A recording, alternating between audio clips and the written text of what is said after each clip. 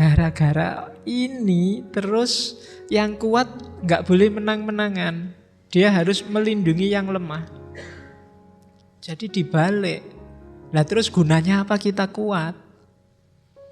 Kuat itu kan ben menang, tapi nggak boleh menang loh ya. Lindungi yang lemah. Nah, kalau gitu ya nggak usah kompetisi katanya Nietzsche. Nggak natural itu. Yang natural itu ya biar aja yang kuat menang.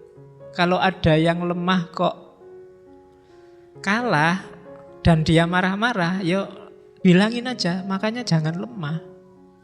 Kuatlah, tangguhlah. Nah, itu maunya Nietzsche. Asumsi besarnya di situ.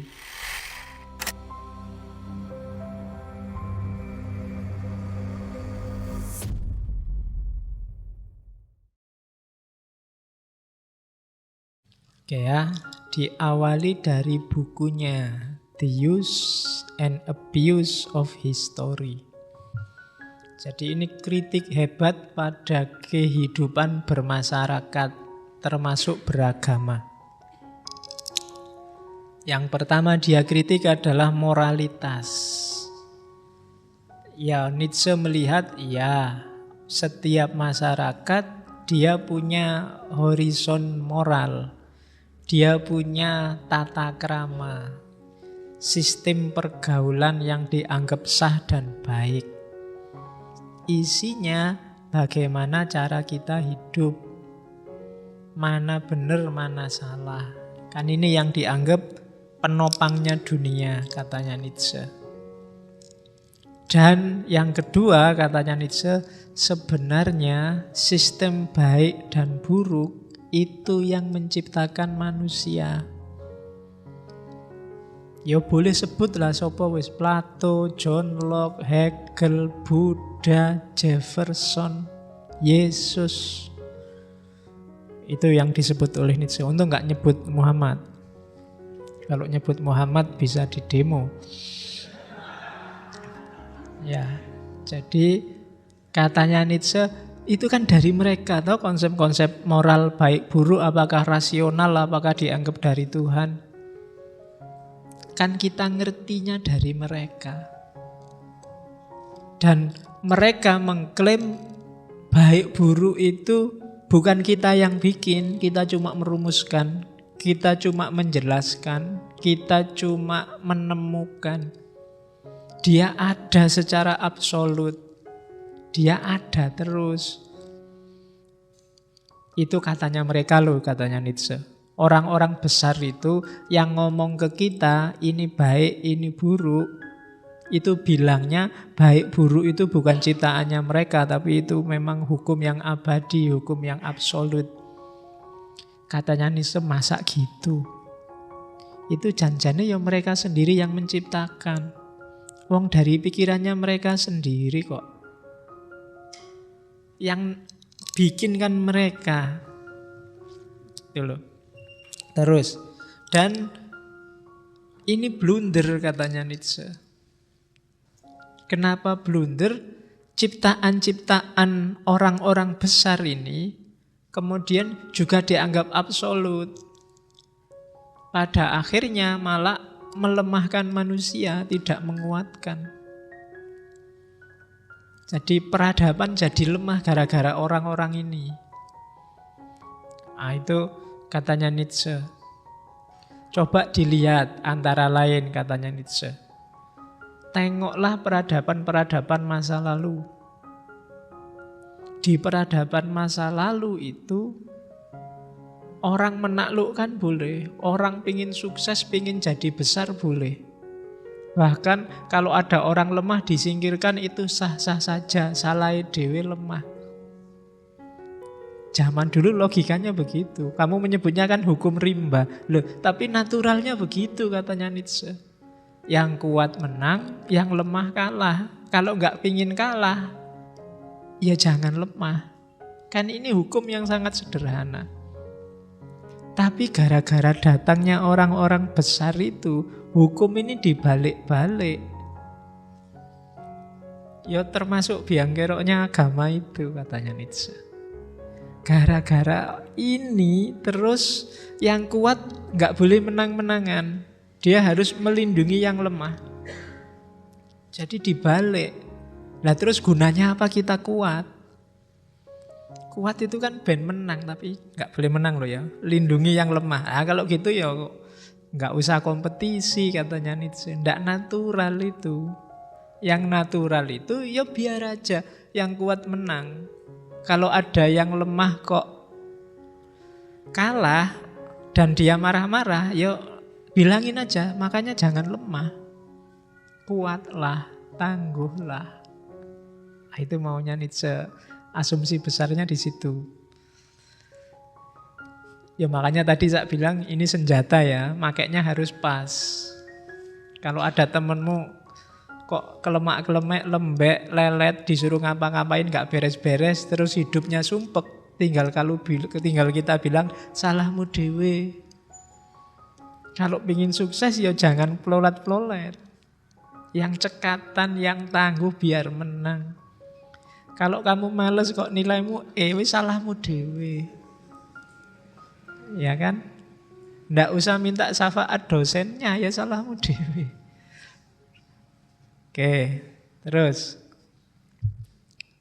konsekuensinya apa? Model orang-orang besar yang membalik tatanan itu ya dalam sejarahnya Nietzsche melihat contohnya Romawi sebelum Kristen dan setelah Kristen. Sebelum Kristen, Romawi kekaisarannya itu luar biasa. Alexander the Great itu menaklukkan 3/4 dunia. Begitu Kristen masuk, sudah sayangi sesamamu. Dipukul pipi kiri, berikan pipi kanan. Kasihilah musuhmu, lek rasido perang. Perang mau pukul-pukulan, mau mukul, silakan, enggak apa-apa. Ini pipi kananku, mau ya enggak jadi perang, enggak ada menang-menangan. Peradaban jadi jatuh. Ya kita kan nganggapnya ngalah itu bagus, tapi bagi Nietzsche ngalah itu jelek. Ngalah itu kan kamu bisa menang tapi enggak mau menang, kasihan yang mau dikalahkan. Ini enggak natural. Ketika enggak natural mengacaukan tatanan mesti. Jadi Nietzsche pinginnya mbok jangan saling merendah. Ngomong sesuai levelnya sendiri-sendiri deh. Kalau kamu tinggi ya ngomong di level tinggi. Nah sementara orang-orang besar tadi nyuruh kita ndak di level kita.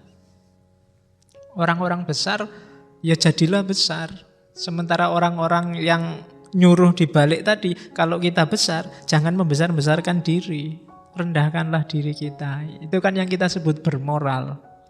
Katanya Nietzsche, justru itu tidak bermoral, tidak alami. Apalagi yang dari agama, wis kita anggap itu absolut, tidak bisa diotek-otek, berani nyenggol ini, hukumannya nggak cuma dunia, sampai akhirat besok kita disiksa di neraka. Jadi moralitas agama tidak dipertanyakan lagi, karena dia dianggap dari atas itu, dari Tuhan langsung loh. Padahal katanya Nietzsche, itu yang bawa kan mereka. Yang mikir kan para pembawa agama itu. Jadi ini yang jadi ciri peradaban manusia hari ini katanya Nietzsche. Konsekuensinya apa? Dunia kita defisit. Banyak itu bahasanya Nietzsche, natural leader, calon-calon pemimpin besar. Orang-orang yang mandiri, orang-orang pemberani, para inovator, mereka terbelenggu oleh sistem nilai yang menjatuhkan nilai mereka sama kayak orang banyak. Ini defisit bagi peradaban katanya Nietzsche. Moralitas itu bikin kita kecegat di kanan, kecegat di kiri. Mau gini nggak boleh, mau gitu nggak boleh. Oke, terus padahal semua aturan moral baik buruk itu sifatnya kan perspektif. Sesuai siapa yang merumuskan. Buktinya Sistem nilai, sistem etik itu beda-beda di mana-mana. Di Barat sama di Indonesia sistemnya beda. Ya contohnya level etiket. Ya, etiket itu kan turunannya dari etika. Kalau kamu diajak ngomong sama orang tua di sana, tataplah matanya. Itu sopan. Kamu nggak sambil noleh kiri, noleh kanan, itu dianggap nggak sopan. Kebalikannya di Indonesia. Di Indonesia kalau kamu diajak ngomong sama orang tua, jangan berani-berani natap matanya. Kamu dianggap nggak sopan. Bapakmu ngomong terus kamu gini. Kayak Nusron kemarin loh, itu kan dianggap, iya kan, dia dianggap nggak sopan sama kiai kok pendelak-pendelik. Loh jangan-jangan dia terlalu lama hidup di Barat. Jadi kalau di Barat harus ditatap matanya. Oh kalau di Indonesia natap mata itu ndak sopan. Preman aja marah kalau ditatap matanya.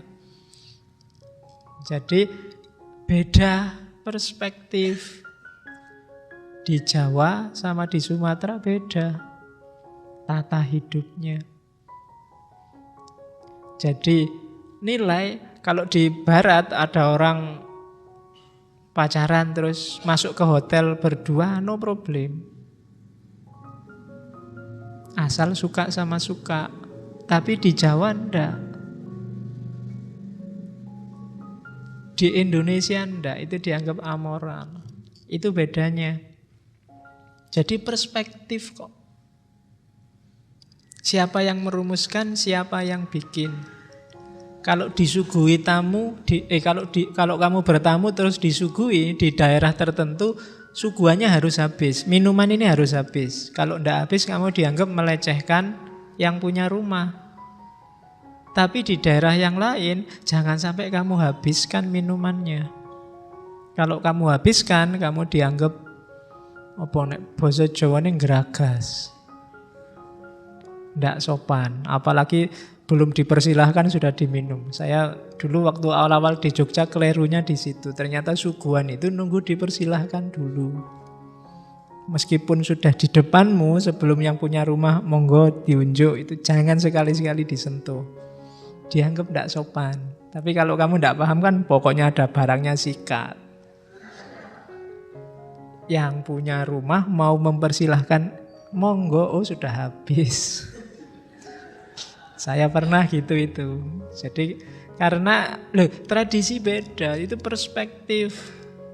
Jadi baik atau buruk perspektif. Buktinya apa? Moralitas agama. Coba dilihat kasusnya Ahok itu. Kita kan terbelah dua. Ada yang memaafkanlah moral kita, ada yang jangan dimaafkan dulu, jangan-jangan ada motifnya. Itu kan perspektif. Dari sudut pandang mana dulu kita melihatnya. Dan perspektif juga yang kedua, karena itu perspektif berarti apa? Benar salah itu urusannya manusia ternyata. Tidak di luar manusia. Baik buruk juga urusannya manusia. Ya terserahlah sumbernya dari mana, dari kitab suci kah, dari langit kah, dari kiai kah, tapi kan itu urusannya manusia berarti. Kalau itu manusia kan ya berarti ya sangat tergantung siapa yang ngomong, dari mana dia ngomong, sudut pandangnya apa, dan seterusnya. Bahkan katanya Nietzsche, hidup ini tidak memiliki makna sebelum kita memberi makna. Nilai itu kan dari kita. Baik, buruk, benar, salah itu kan kita yang ngasih label. Ngaji ini mungkin bagi yang datang baik, bagi yang tidak suka jelek, bagi yang biasa-biasa lah nggak ada nilainya, cuek aja. Itu kan kita yang ngasih label. Faktanya mungkin hari ini suhunya sekitar 20-an derajat. Bagi sebagian ini dingin, bagi yang lain biasa. Bagi yang lain sumuk, bagi yang sakit ini dingin sekali. Jadi tidak ada makna itu dari kita kok. Sholat itu indah sekali rasanya, kita yang ngasih. Wong ada yang sholat sumpek kok. sholat lagi. Ada kan yang gitu? Baru nongkrong, rokok belum habis, adzan. Kan ada yang jadi beban, ada yang seneng, ada yang macam-macam, ternyata makna dari kita. Berarti baik buruk juga dari kita, indah dan tidak indah dari kita, benar salah juga konstruksi kita. Katanya itu berarti apa? Segalanya memang perspektif. Bahkan hal yang sama, hasilnya bisa beda-beda sesuai perspektifnya. Sama-sama lihat orang tidak pakai baju, yang sana bilang artistik, yang sana bilang menggairahkan, yang sini bilang pornografi, yang sana takbir, yang sini istighfar, yang sini tasbih subhanallah, yang sini loh podo. Tergantung melihatnya dari mana. Saya tidak tahu kalau kalian lihat itu apa? Alhamdulillah, subhanallah. Apa dibaca semua? Subhanallah, alhamdulillah, wala ilaha illallah.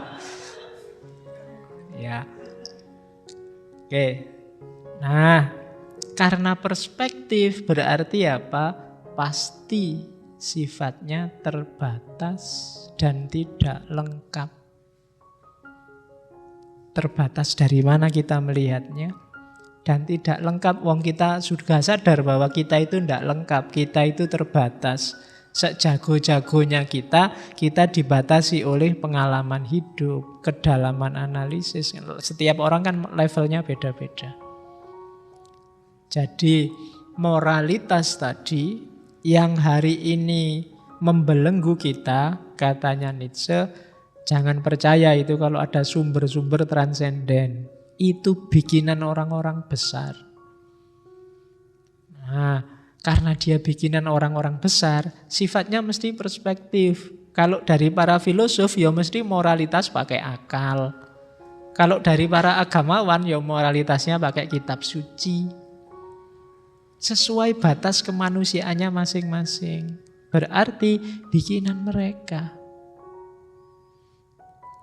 Nah, jadi teori selanjutnya. Ini panjang ya. Saya ngomong Ubermensch, itu nanti Ubermensch-nya nggak di depan, di ujung.